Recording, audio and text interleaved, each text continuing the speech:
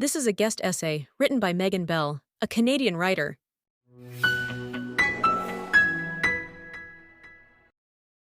Dear Pro-Palestine friends, I have been thinking of writing to you for a while, but words keep failing me. My husband Zach says there is no point. You won't listen. You are in too deep. He's probably right. My previous attempts to talk to other pro-Palestine friends and acquaintances have been utter failures. At a recent plant medicine ceremony, Zach realized that anti-Semitism often stems from an inability or unwillingness to face one's own shadow. This shadow is then projected, often onto Jewish people, who, for a variety of reasons, are an easy target. I understand the darkness.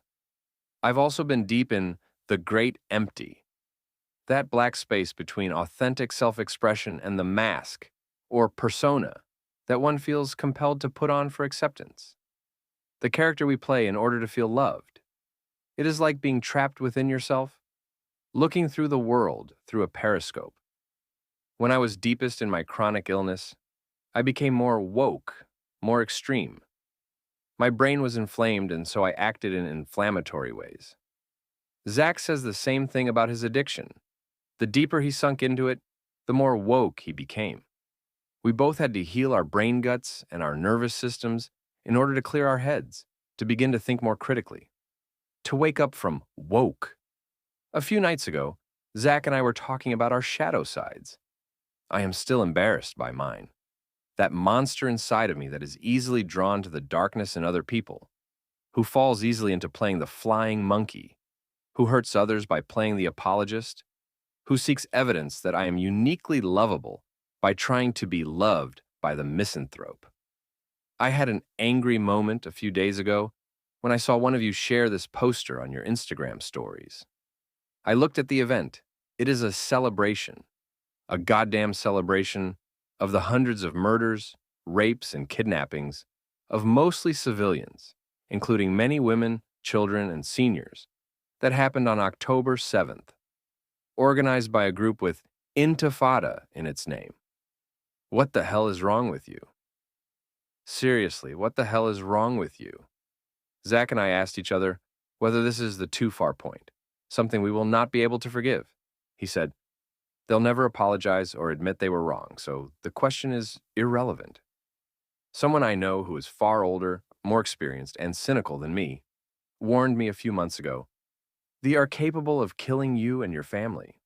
The ones who aren't capable of violence are capable of watching and doing nothing. You need to accept this.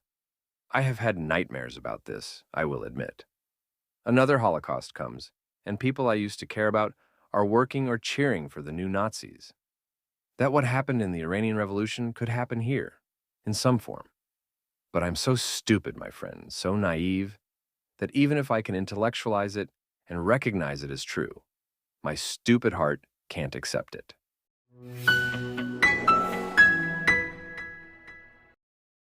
There are many things that disturb me about the pro-Palestine / pro-Hamas activist crowd. On social media, I see people sharing memes with blood libels against Israelis that are easily proven to be untrue, distorted, or removed from important context, making claims that are just mind-boggling stupid. One woman wrote to my husband that what was happening in the Palestinian territories was, quote, the biggest atrocity that has happened to land and children in the history of the world. Others have shared quote-unquote facts with links to sources that, when checked, very clearly did not say what they claimed they said. I don't know if this is dishonesty and manipulation or, as Jordan Peterson has suggested, a result of poor reading comprehension and low verbal intelligence. One man on my Facebook feed has posted several times bragging about tearing down posters of kidnapped children and signs that say, there's nothing peaceful about dehumanizing Israel. But what I cannot wrap my head around is the callous way they disregard and ignore the voices of Palestinians and other people from Muslim backgrounds who speak out against Hamas and Islamic extremism, and/or in support of Israel. When I point that out to the activists freaking out at me, they ignore this. Every single one refused to read any of the articles I linked to. When I sent videos of podcasts and Instagram podcasts to several of these people, most did not respond at all. A couple responded with laugh emojis on a podcast by Yasmin Mohammed, a Palestinian Egyptian woman, interviewing Alika Laban, an Iranian activist. Laughing at two women who have suffered became of Islamic extremism and are bravely speaking out and sharing their stories. I get that these people are anti-Semitic. It is hard for me to accept, but I get it. They claim to care about Palestinians and Muslims, and yet ignore the insanely brave people who are risking their lives, risking rape, risking imprisonment, being forced to flee their homes and their countries for their safety to write or speak what they believe is truth and right, to stand up to the extremists running and ruining their countries and oppressing their people. Not only ignore, but actively dismiss, disregard, disrespect, even insult. It is unbelievably evil, unbelievably narcissistic. They really do not care about anyone other than themselves and their own deluded narratives. This is known as moral narcissism. There is no convincing you. You're so far gone. It is heartbreaking. In many cases, these are people I believed were good people, or at least people I saw some good in. I am struggling to see any good in the pro-Palestine, like woke, activist crowd anymore.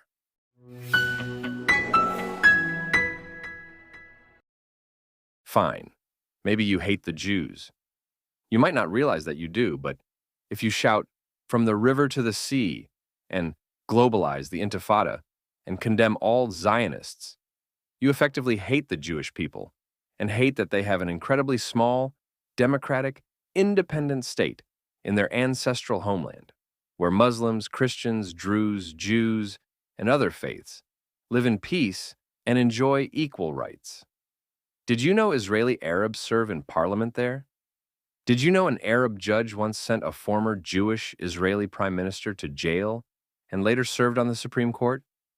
Did you know that even though they have no obligation to join the IDF, many Arabs choose to do so anyway? Did you know that while he was in prison in Israel, doctors operated on Hamas leader Yahya Sinwar to save his life from a brain tumor?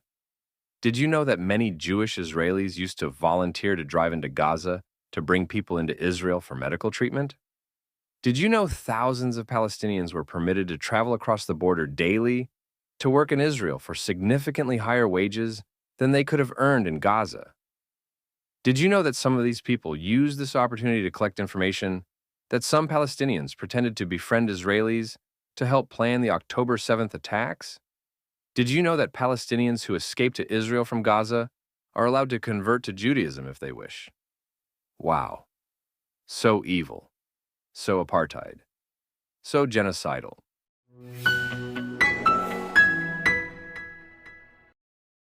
Why do you ignore all the Palestinian voices who speak out against Hamas and against the activist protests you love to attend? Why do you ignore people like Yasmin Mohammed, Hamza Hawidi, Ahmed Fuad al-Khatib, Ala Mohammed Mushtaha, and Mosab Hassan Youssef? They risk their lives, while you and your quote-unquote activist friends hide your faces behind kefias bought from China and blot out your identities with cute watermelon emojis. So brave. A couple of days ago, a Muslim woman I know lowered her voice to tell me that she is glad the IDF is wiping out Hezbollah, and so is her family members back home, but she is scared that they keep saying so on the phone, because they could get killed for saying such things if they are caught. Remarkable is putting it mildly. The harshest criticisms I have heard of the pro-Palestine activists have come out of the mouths of Iranians. Good God, they think your movement is, well, shit. While you were weeping for Hezbollah members, getting their eyes blown out in an incredible targeted attack, deliberately designed to minimize civilian casualties, the Free Press released a video of a former Hezbollah sex slave telling her story. Does her story matter to you? What about this Yazidi woman who was recently rescued by the IDF after spending a decade as a sex slave in Gaza? You are supposedly an anti-violence activist. You claim to care about violence against women and children. The internet is full of YouTube videos of children being viciously attacked in madrasas. girls getting grabbed by the hair and being pulled to the ground for not wearing hijab, boys being whipped and kicked as they fall to the ground. The abuse I endured, as barbaric as it was, is light in comparison to stories I've heard. A girl in Somalia told me of how her mother poured hot oil down her brother's throat as he was tied to a bed, and siblings were forced to watch. According to recent report, in the Muslim-majority countries in the Middle East and North Africa, more than 70% of children aged 2 to 14 years are disciplined in a violent manner. In some countries, like Yemen, Tunisia, Palestine, and Egypt, more than 90% of children report being violently abused. What is the reason for this? Why do those countries have such incidences of violence against children? The common thread is that they all follow the same religion, or the increasing violence and repression of women in Iran, which even the United Nations admits to. The women of Iran are 1,000,000 times braver than you and your activist friends. They are 1,000,000 times braver than me, than most of us. Where is your support for them? You also claim to care about black people. Did you know that a common word for black people in Arabic means slave? Did you know that there is a black neighborhood in the Palestinian territories, colloquially known as the slave area? I recommend you Google Arab slave trade.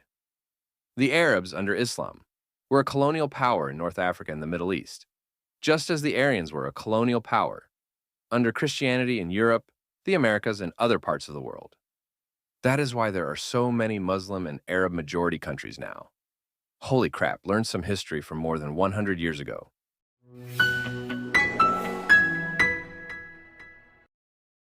I have tried sharing some of this stuff with other pro-Palestine activists.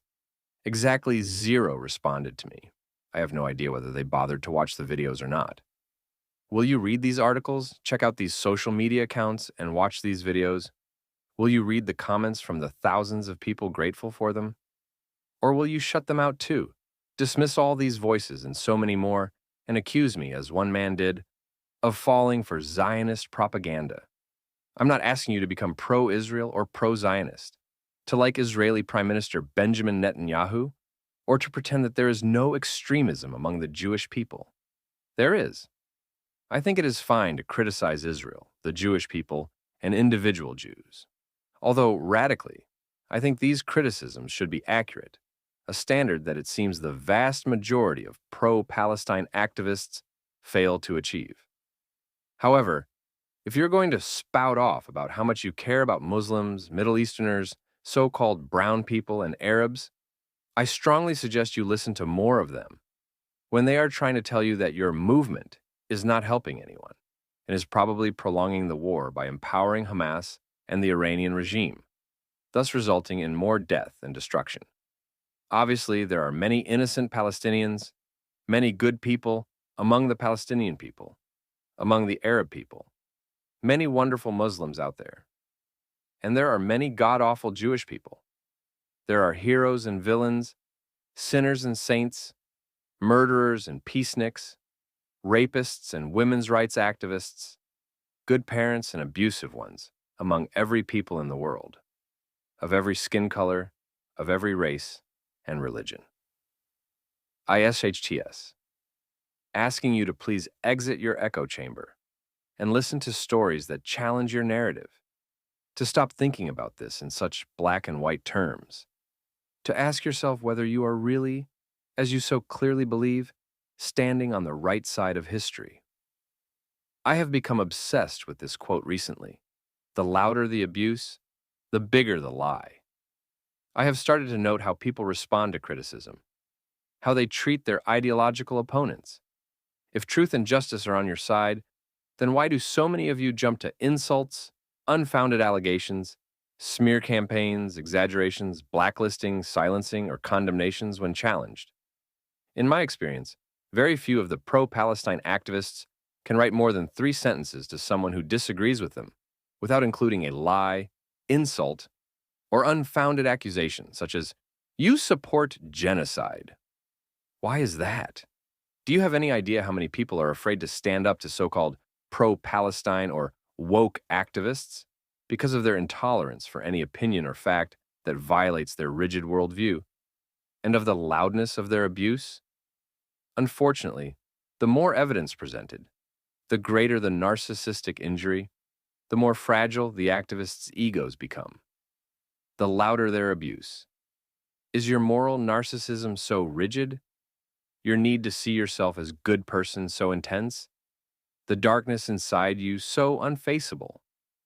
Is your need for community among your fellow activists so desperate that you cannot face any criticism of the cult? After all, once belief falls, the other dogmas of the woke cult may tumble like dominoes. Can you still see the humanity in people who disagree with, challenge, or contradict one or more of your beliefs? Are you capable of admitting that you might have misunderstood, been fooled by propaganda, gotten some things wrong? Can you hear our prayers? With sadness, anger, and love, Megan.